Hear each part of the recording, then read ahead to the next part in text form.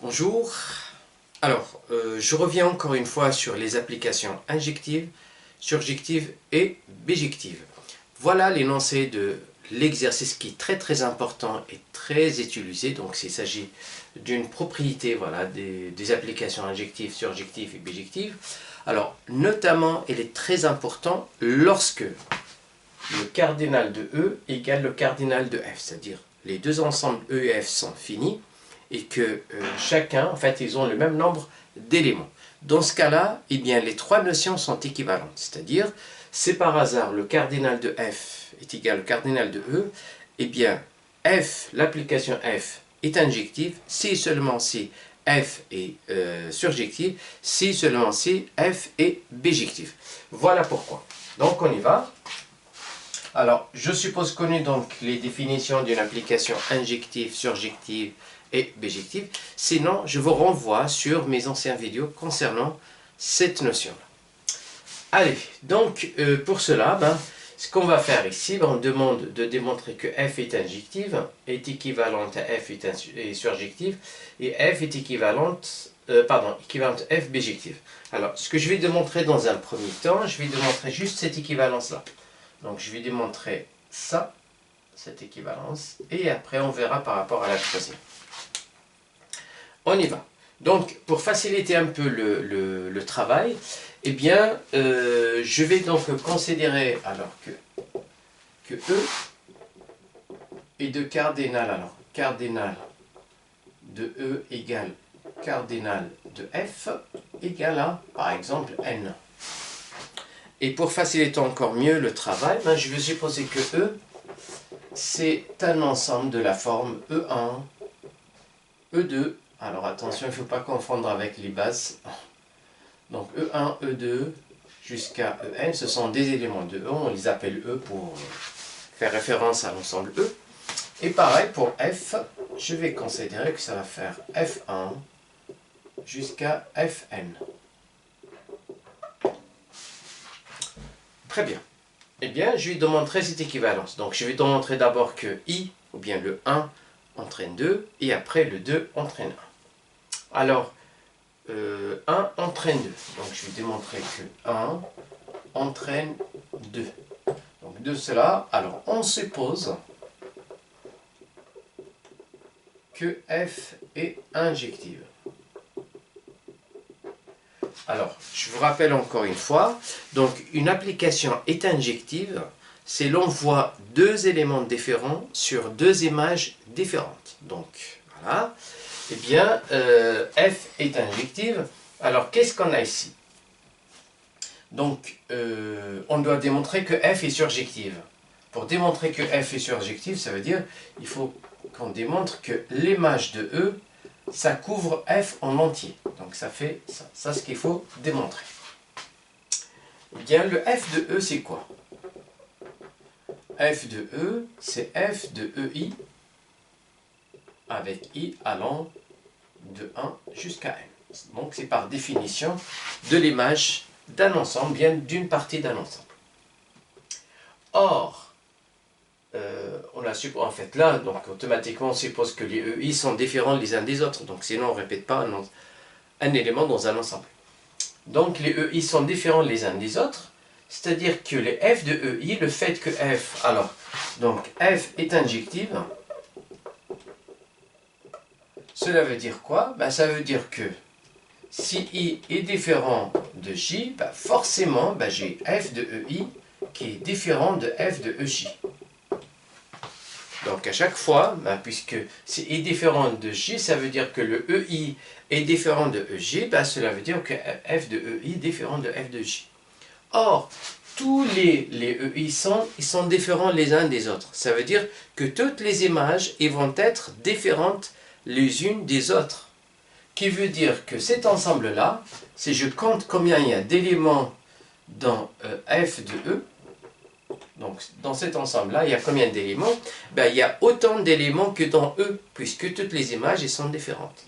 Donc là, ça va faire la même chose que le cardinal de E. Tout simplement parce qu'on avait dit que, voilà, alors, les éléments différents, ils sont envoyés sur des images différentes. Et donc, toutes les images, elles sont différentes. Et il y en a combien? Eh bien, il y en a une. Donc, ça veut dire, il y en a une, pardon. Et donc, ça va faire cardinal de f de e égale cardinal de e. Or, par définition, eh bien, le f de e, donc toutes les images, alors le f de e i, ben, f de e i, il est où? Ben, il est forcément dans f. C'est-à-dire, f de e, elle est dans l'ensemble f. S'il est dans l'ensemble f, alors, donc, ça veut dire que le cardinal de e est inférieur ou égal cardinal de f, hein, donc le fait que c'est une partie. Or, cardinal de f égale cardinal de e. C'est ce qu'on avait supposé ici. Et ça fait n.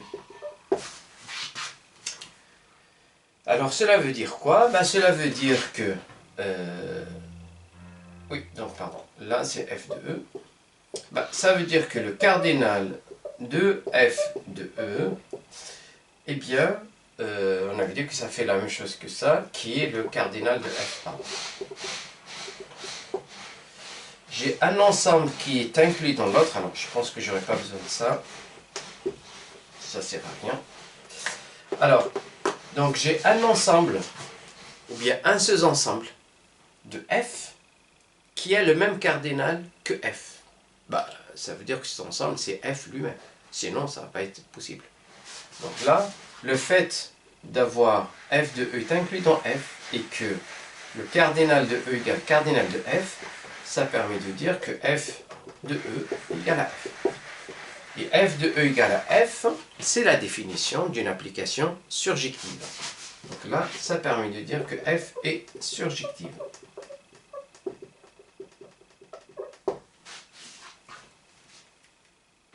Alors, maintenant, on va démontrer le sens inverse. Alors, on démontre que 2 entraîne 1. Donc, on suppose que f est surjective. Et on a dû montrer que f est injective. Alors, pour cela, on va faire une démonstration par l'absurde. Donc, on suppose que f est injective et que f n'est pas injective. D'accord? Que f n'est pas injective. Donc, c'est par l'absurde. Et on va trouver une contradiction ici. Alors, qu'est-ce que ça veut dire f n'est pas injective? Donc, f n'est pas injective, ça veut dire qu'il doit exister au moins deux éléments différents qui ont la même image. C'est ça ce que ça veut dire une fonction non injective. Donc, alors, il va exister i différent de j, hein, donc pour dire que ei et ej sont différents, tel que f de ei égale à f de ej. Deux éléments différents, ei et ej qui sont différents, qui ont la même image. Au moins, il y en a deux, comme ça. Donc, à partir de là, qu'est-ce que je peux faire? Et donc, cela veut dire quoi? Ben, cela veut dire que f de e,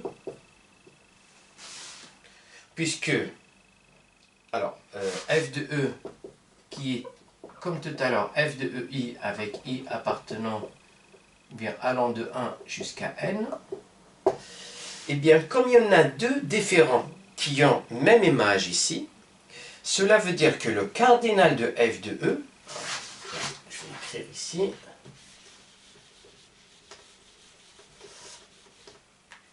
alors, cela veut dire que le cardinal de f de e, hein, il ne peut pas contenir un élément, puisqu'il y en a deux qui sont envoyés sur le même. Donc le nombre d'images va être réduit, puisqu'il y en a deux qui sont envoyés, comme je viens de dire, vers...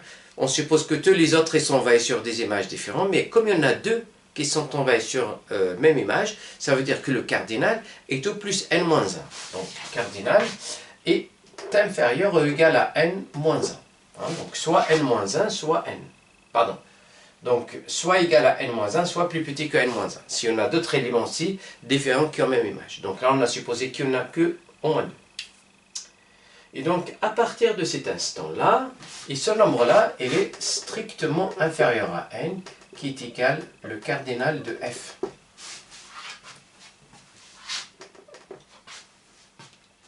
D'accord? Donc, j'ai un ensemble, j'ai f de e, qui est inclus dans f, et j'ai cardinal de f de e, qui est inférieur strict à cardinal de f. Cela veut dire que f de e, puisqu'il y a une inclusion, mais ils n'ont pas le même nombre d'éléments. Donc forcément, cet ensemble-là ne peut pas être égal à f. Donc il est inclus strictement dans f. S'il est inclus strictement de f, ça veut dire que f de e est différent de f. Si f de e est différent de f, cela veut dire que cette fonction-là n'est pas surjective. Parce que la définition de la surjectivité, il faut que f de e soit égal à f. Donc là, ça permet de dire que f non est non surjective. Donc, s'il n'est pas surjectif, c'est contradictoire avec l'hypothèse, parce qu'on a supposé que f est surjective. Donc, puisqu'il y a une contradiction ici, ça veut dire que ce qu'on avait supposé était faux, et donc notre fonction est injective. Donc, notre fonction ne peut pas être non injective, mais plutôt injective. Et bien, ça permet de dire que f est injective. Très bien. Donc, maintenant, on a bien établi donc cette équivalence-là. Donc, il y a bien une équivalence ici. Alors maintenant, il suffit juste de démontrer, il faut juste démontrer que par exemple, f injective est équivalent à f bijective, ou f surjective est équivalent à f bijective. Donc, montrons que 1, par exemple, est équivalent à 3, pour finir. Et donc là, cette étape-là, elle est très simple, puisque, regardez bien, j'ai déjà le sens de 3 entraîne 1 qui est évident. Donc, entraîne 1, alors, si f est bijective, et bien, par définition, elle est à la fois injective et surjective. Donc, j'ai rien à démontrer, c'est évident. Voilà. Donc, f bijective entraîne automatiquement f injective. Alors maintenant, le sens inverse. Pourquoi le 1 entraîne le 3? Donc, si f est injective, eh bien, on va utiliser la première équivalence. Donc, si f est injective, alors f est aussi surjective et aussi surjective. Donc, si f est injective, forcément, elle est surjective, d'après la première démonstration. Donc, injective et surjective, ça veut dire qu'elle est bijective. Donc, ça permet de dire que f est bijective. Voilà. Et donc, on a bien établi, alors maintenant, donc, on vient de démontrer que le 1 est équivalent à 3, et bien finalement, on a toutes les assertions qui sont équivalentes. Voilà, donc j'arrive à la fin de cette vidéo qui est vraiment très intéressante, et en plus de ça, c'est un résultat qui nous simplifie beaucoup la vie, voilà, lorsqu'on fait l'étude des ensembles. Alors attention, la condition ici, c'est que E et F soient finis et de même cardinal. Alors, pour ceux qui connaissent un petit peu l'algèbre linéaire, on a un résultat un petit peu similaire à celui-là pour les applications linéaires. Donc, je vais vous rappeler là très vite ce résultat-là, c'est un peu la même chose ici. Alors, là, on ne va pas considérer que les ensembles sont finis, mais plutôt, alors, on a la même chose. Donc, la même chose ici. Alors, là, je vais supposer que E et F sont des cas espaces vectoriels de même dimension. De dimension finale de même dimension. Et cette dimension, elle est finie. Donc, l'hypothèse ici, c'est que F est une application linéaire cette fois-ci. F, donc E et F, ce sont des espaces vectoriels de dimension finie, de même dimension. Eh bien, on a le même résultat avec, bien sûr, F est une application linéaire. Eh bien, on a l'équivalence F injectif, F surjectif et F bijectif. C'est un résultat que j'ai déjà démontré dans d'autres vidéos en algèbre linéaire. Vous pouvez les consulter donc au cas où si vous en avez besoin.